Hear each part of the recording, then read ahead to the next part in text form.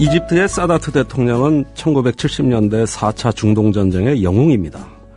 그런 그가 이슬람권의 최초 지도자로서 예루살렘을 방문합니다.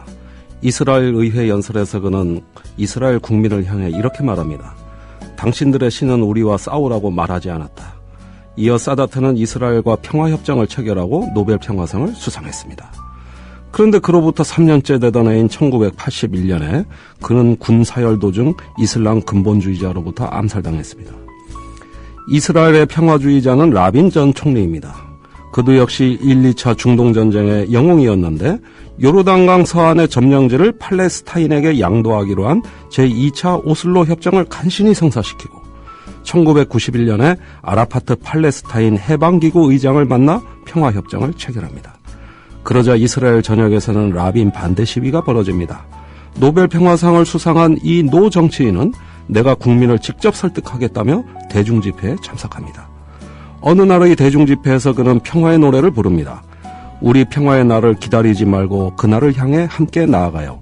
이 노래 가사가 적힌 종이 쪽지를 양복 윗주머니에 넣는 순간 총알이 날아가 그곳을 뚫어버립니다. 암살 얼마 후 피해자는 이 종이 쪽지 사진이 공개되자 세계는 전율합니다. 이때가 노벨 평화상을 수상한 지 3년째 되던 1994년입니다. 구소련의 고르바초프 대통령은 80년대 후반부터 일방적 군축과 평화 노선을 채택하여 냉전을 종식시킨 인물입니다. 이 위대한 혁신가는 인류가 전쟁과 영원히 결별하는 것이 미래의 길을 여는 토대라라고 말하며 전 세계의 평화를 정착시킵니다. 이 업적으로 노벨 평화상을 받았는데 3년째 되던 1991년에 소련 연방으로 회귀하려는 군부 일각의 쿠데타로 실각하고 맙니다. 전 서독 총리인 빌리 브란트는 1968년에 신동방 정책으로 동독과 화해 협력을 도모하여 노벨 평화상을 수상했습니다. 동독과의 평화 공존을 정착시키려는 이 신년가는 노벨상을 수상하면서 이렇게 말합니다. 오랜 여행 끝에 아름다운 날을 맞이했으나 아직도 목표 지점은 멀기만 하다. 이 평화 정책 때문에 독일의 보수파로부터 공격받은 그는 3년 후인 1971년에 자신의 비서가 동독의 간첩이라는 이유로 총리직에서 물러납니다. 20세기 지난 100년의 역사에서 평화를 구현하려는 정치 지도자가 단 한 번이라도 제대로 임기를 마친 사례가 있었습니까?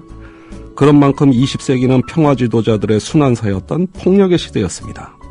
에릭 홉스봄에 의하면 20세기 전쟁으로 사망한 총 인류가 1억 8천만 명에 달한다고 합니다. 그런 만큼 폭력의 100년을 거쳐온 인류가 각종 대립과 반목을 부추기는 광신주의, 분열주의, 이데올로기의 자유를 빼앗겼고 이에 저항하면 어김없이 죽임을 당했던 것이죠.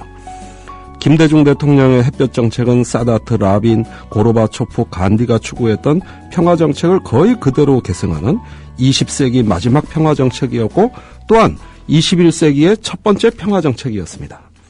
그럼에도 불구하고 노벨 평화상을 수상하고 정상적으로 임기를 마쳤으며 그 후임자가 정책을 개성함으로써 무려 10년이나 살아남았습니다. 그러나 지금은 예전에 노벨 평화상을 수상받은 비운의 지도자들처럼 그 놀라운 성취가 이적과 반역으로 낙인 찍히고 또다시 한반도는 분열과 전쟁의 논리로 치닫는 상황입니다. 이런 비극의 승왕구조는 지금 이 순간 한국 정치에서 그대로 재현되고 있습니다. NLL 영토 포기 논란, 대화력 논쟁, 얼마나 슬픈 일입니까? 평화를 향한 우리의 노력은 언제든 국가주의의 폭력에 노출되어 있습니다. 그만큼 오늘의 수단이 고통스러울지라도 내일의 역사에서 승리하는 불굴의 신년가를 이 시대는 필요로 합니다. 바로 여기에서 우리는 또 한 번 평화와 공존의 새 질서를 향한 우리의 꿈을 만들어가야 할 때입니다. 김종대의 3분 평화 칼럼이었습니다.